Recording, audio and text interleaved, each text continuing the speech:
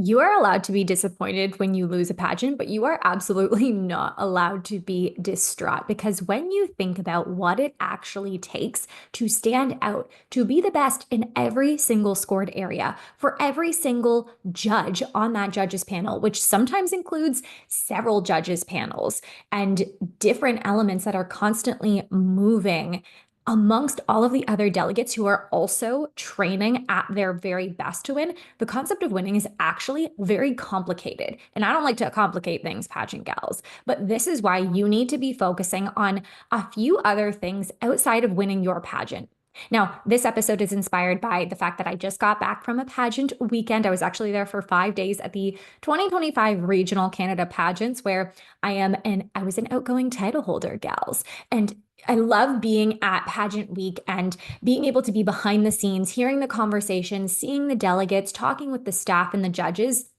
But every time, honestly, it mind boggles me thinking about how incredible some women and some competitors are. And sometimes the win just doesn't happen for them. And I had to say that to several of my clients where I truly wouldn't have done anything differently for them or told them to do anything differently because what they did and what they presented was exactly what we trained them for. And yet sometimes it's that 0.1 of a point, that one judge who connected with this person and gave them a 9 versus gave you an 8.5 that made that difference. But here is the biggest thing that my clients told me that made me really proud as a coach. And it was that they were leaving feeling like a winner still.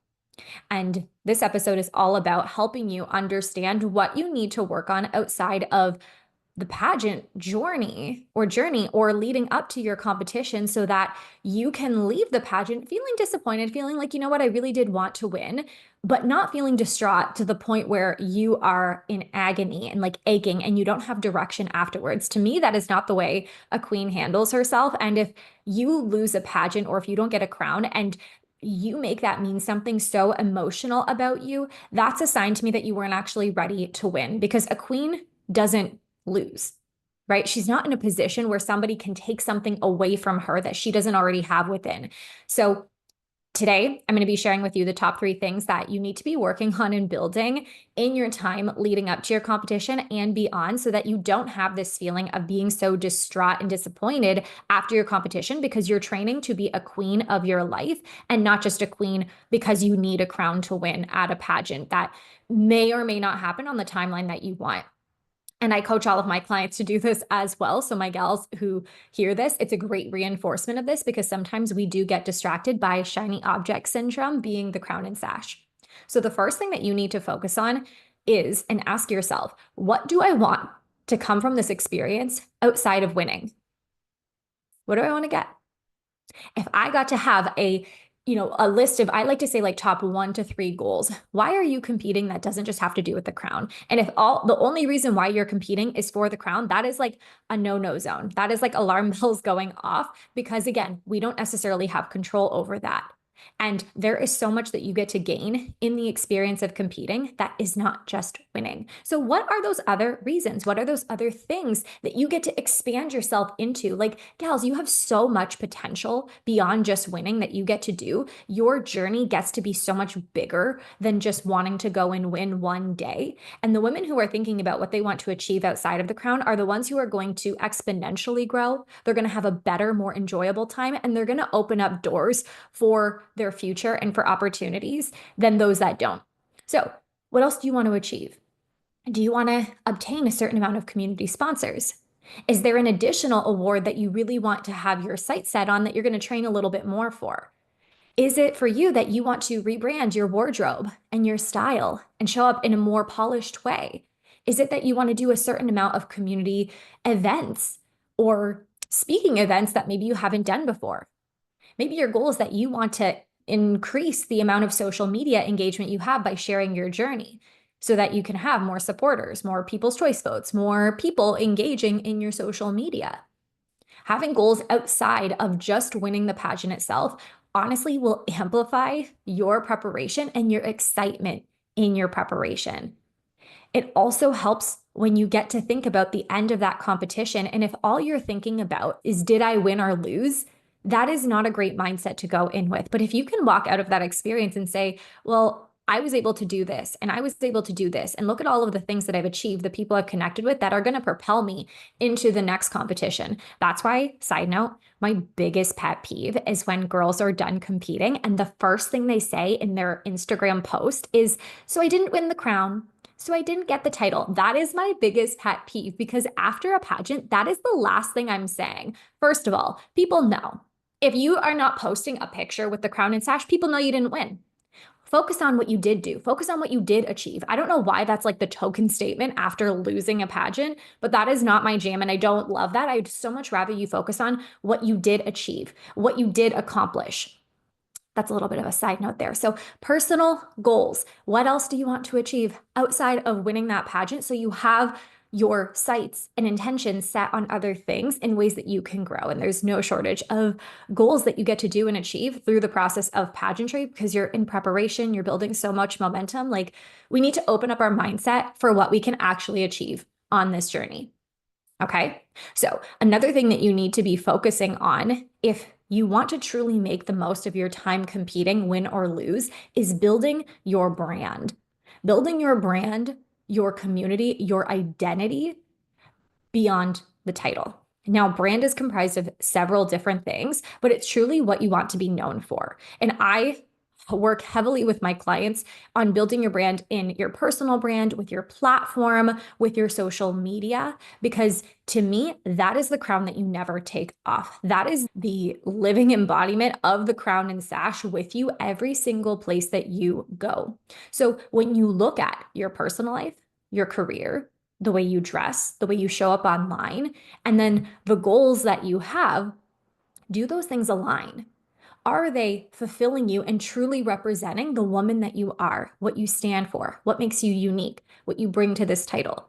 Are you attracting the connections, the opportunities, and support that you truly desire? These are all things that go into your brand. And when you focus on building your brand, it is the thing that will outlive any crown or sash. It is the thing that will attract the sponsors, that will attract the goals, that will elevate the way that you are showing up in every aspect. Here's another pet peeve of mine. This is not supposed to be a pet peeve episode, but when women are hiding their pageant prep, I'm like, why are you hiding? Is part of your brand to not show anybody what you are doing? To me, the women who have the most successful competition experiences outside of winning are the ones who are boldly, proudly, and powerfully showing up and sharing who they are, their journey, where they're going with others. They're the ones who get sponsors and supporters so much faster. They're the ones who you see dozens of people commenting on every post, sending them DMs saying how inspired they are, not just because they're sharing, "Oh, I did a runway walk," but because they're being intentional about their image. And it's not just a physical image I'm talking about, but they're being intentional about the way that they're presenting themselves and the way that others are potentially perceiving them. And brand is incredible because this is what builds your community. This is what builds that know, like, trust factor, which can be transitioned into a very successful business, which is something that all pageant gals eventually, inevitably end up doing. It's building that brand ahead of time. It's looking at your journey as not just you're competing for one day or even one reign. You're competing and setting yourself up for the opportunities, future, and freedom and success that you want to have years beyond that crown. That starts with building your brand and it starts with doing it now. I've mentioned a few different things, but really looking at, again, what is your long-term goal after the pageant? What do you stand for? What do you want to be creating? And how can you be showing up in that way every single day when it comes to the way you present yourself and the way you show up, in particular on social media? The third thing that you need to be focusing on outside of just winning, which is probably one of the biggest ones, is why are you actually here and what is the impact that you want to have? When women only focus on the crown, I know that they are not actually focusing on their service and on their impact, because you get to make the impact you want, regardless if you have a crown or sash. I've impacted hundreds of thousands more women and people in my pageant journey outside of having a crown and sash on than I did when I had those titles. The woman who is only competing for the crown is only competing for herself. She's only thinking about, I want the crown and sash on my head and nobody else's, and I will not be happy unless that's the outcome.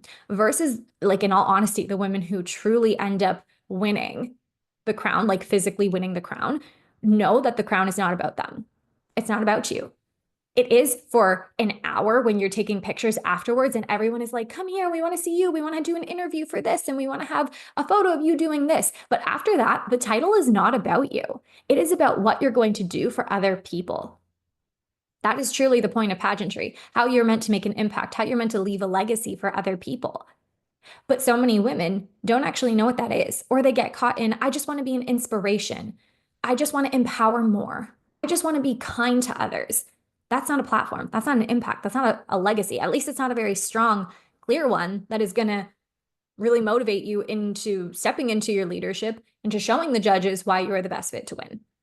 So when it comes to your service, and we could do like 10 different podcast episodes all about platform and service and leaving your legacy. But when you think about the impact that you are so passionate about and that you want to make in your community, like what is that? If you had to be specific, if you had to be selfish, and if you really had to think about the lives that you got to change, and if you were so clear in what it is that you knew every day you were focusing only on winning or only on what your other competitors were doing, that you were literally robbing people of the opportunity to have their lives change, like what would that be and what would that look like? On top of it, not only do you want to be doing this work before you get to your competition, but this is something that directly will benefit you because now going into your pageant, instead of talking about nonsense and nothing and just about yourself, you're actually talking about how you're already doing the work of being a title holder.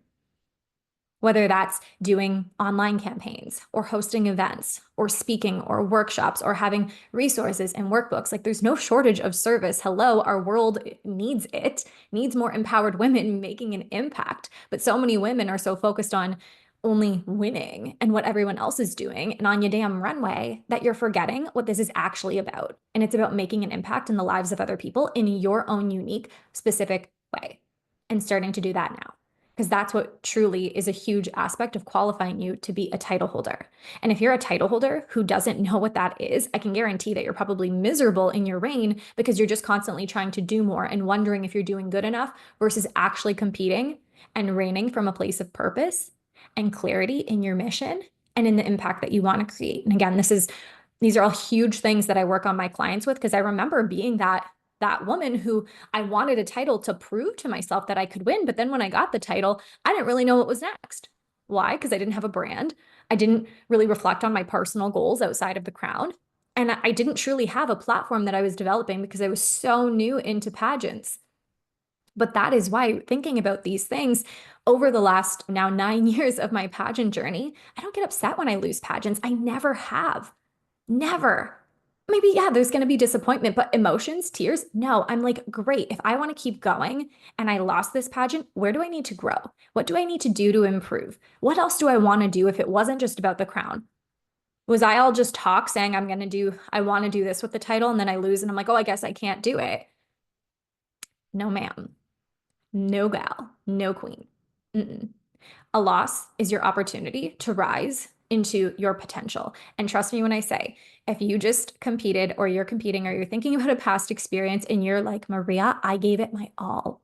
I did everything. I have literally like put everything, I have nothing left to give. I can promise you, you are only just scratching the surface. I can promise you, and actually there's an incredible book by David Goggins. It's called Can't Hurt Me. And one thing that he says is oftentimes when you think that you've reached your biggest potential, when it comes especially to your actions and mindset, you're actually only at like 50%, if that. Like when you've truly pushed yourself for what you can do. You have so much more to improve in. That's why I don't even have a second to be disappointed. I'm like, oh, I lost. You mean there's something better I can be doing? You mean there's something bigger I can do? And I do this with my clients all the time. P.S. Yes, you're still allowed to be upset when you lose. Of course, it's totally fine. I'm not saying that you can't, but I get excited because I know that you have more that you can do, not just to win the next one, but to be more of you and to take even more from the experience and grow and evolve more. And that's what I want for you. So, Pageant Gal, if this episode was powerful for you, please let me know. You can send me a message at the Pageant Gal on Instagram. You can share this with a friend because this is a message every single pageant woman needs to hear. And if you're a director, heck, you better send this to everybody in the mother who knows it, because we need more women with a strong head on their shoulders, competing, yes, to win. You know, I'm all about winning, but also knowing that you are a queen and a winner no matter what the outcome is. And this is exactly the episode to tell you how you're going to train in a different way so that you are winning no matter what is going on. All right, gals, let me know if this episode resonated with you. And I can't wait to see you in the next one of the Pageant Gal podcast.